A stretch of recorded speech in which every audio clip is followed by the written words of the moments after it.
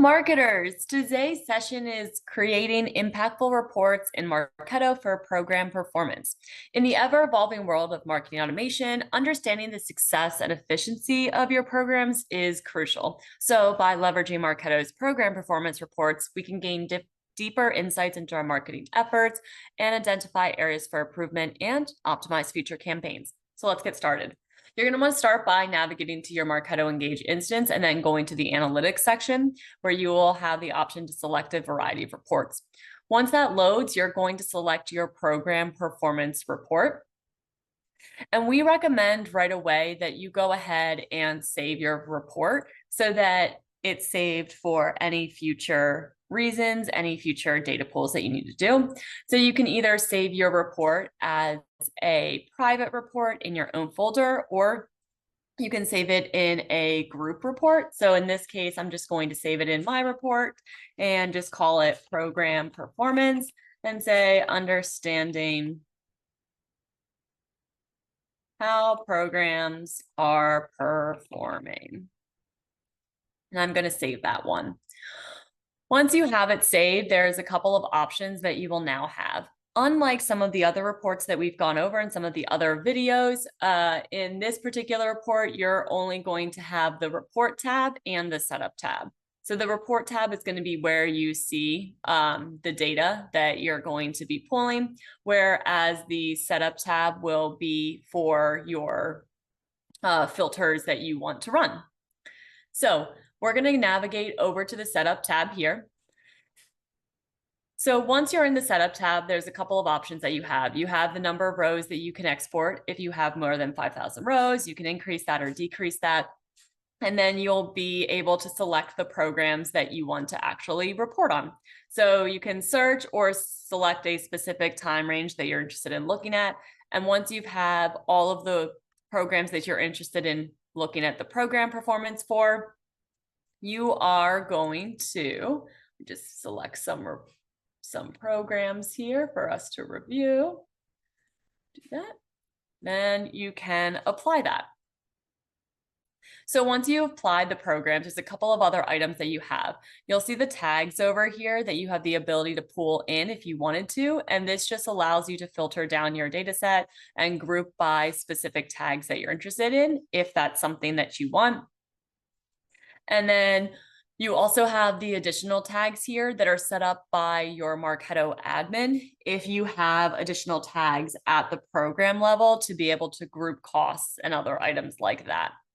You also have the ability to filter down your data to when the particular cost was incurred, if that's something that you want to look at as well, to look at programs that had costs or didn't have costs. So once you've actually selected the programs that you're interested in, you're going to run the report. And what's going to happen is that you'll see the program name on the left-hand side, and you'll see the channel that it's a part of so that you can see how each channel performed, if that's useful for the reporting purposes. There's a couple of metrics that you're going to see. You're going to see total members. So these are people that are part of that particular program. Then you're going to see new names and new name percentage. So the new names are folks that are added to your instance or known in your instance for the first time from that particular program. So a good example is if you have a program for a particular webinar and you are promoting that webinar across a variety of channels and initiatives, and someone comes to your website and fills out a form to register for that webinar from, say, a paid social channel, and that's the first time that they are part of your Marketo instance, they would be considered a new name if that form is set up with that program to add them as a member of that program. Then the new name percentage will be the number of new names out of your total members. The success and success percentage is going to be based off of what you have considered as a success status in your channels in the admin section. So an example here again is if we're going back to that webinar, they've registered and they actually attend that webinar, and that attendance program member status is considered the success status for that webinar channel, then you would have them added as a success status, and the success percentage would be part of the total new members. You also have 4 cost areas. So the total cost of the program, cost per member, cost per new name, and cost per success.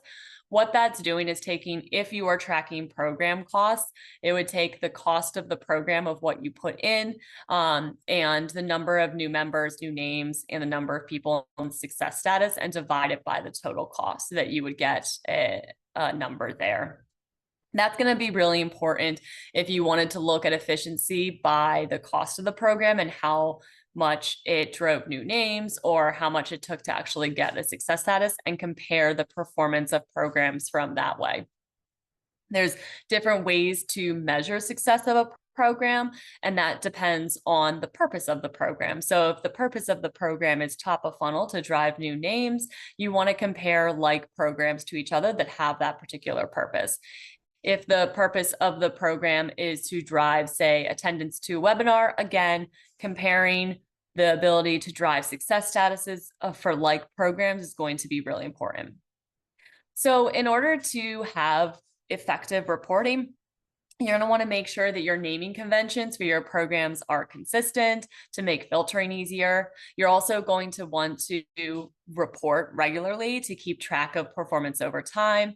You can also use segmentation by having consistent naming conventions to download the report and pull different programs that have specific information in the campaign name or program name to group them together. And then finally, like we had talked about a little bit earlier, is you want to compare your results against similar programs to understand what types of programs perform best versus, say, other programs, or compare it against the company average. And there you have it. By effectively leveraging Marketo's reporting abilities, you can not only improve the efficiency of your current programs, but also lay the groundwork for future success. So thanks for joining today's session, and I encourage you to start exploring Marketo's reporting tools and check out some of the other videos.